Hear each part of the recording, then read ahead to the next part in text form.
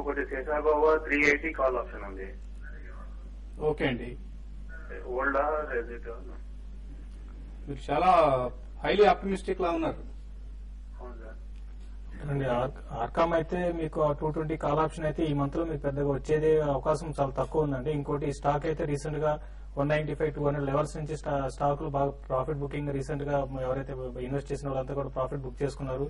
తర్వాత ఈ stock news వల్ల ఏంటంటే కంప్లీట్ గా న్యూస్ లో ఉంది కాబట్టి స్టాక్ ఇక్కడ నుంచి హెవీ లాంగ్ పొజిషన్ ఉండడం వల్ల ఈ స్టాక్ ఫర్దర్ గా ఏమాత్రం పెరిగినా కూడా సెల్లింగ్ ప్రైస్ వచ్చే అవకాశం ఉంది.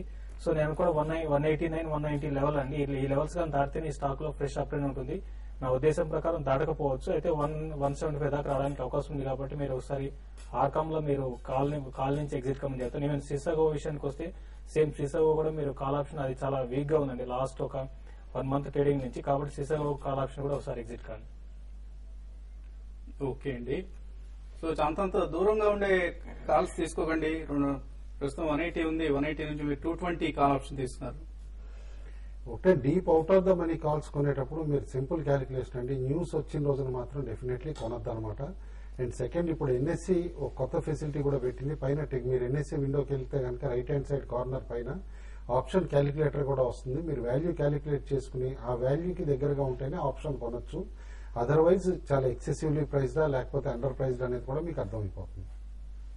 ఓకే అండి, ప్రదీప్ అనంతపూర్ నుంచి లైన్ లో ఉన్నారు. ప్రదీప్ గారు ఏమండి?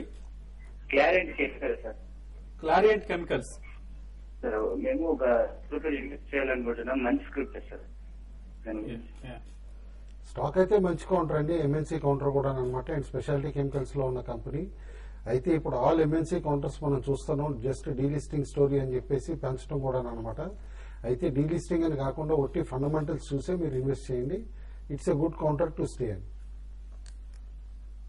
ఓకే అండి, అయితే అంతగా హై వాల్యూమ్స్ జరిగే కౌంటర్ అయితే కాదు. ఇవాళ 1243 షేర్స్ మాత్రమే ట్రేడ్ అయ్యాయి.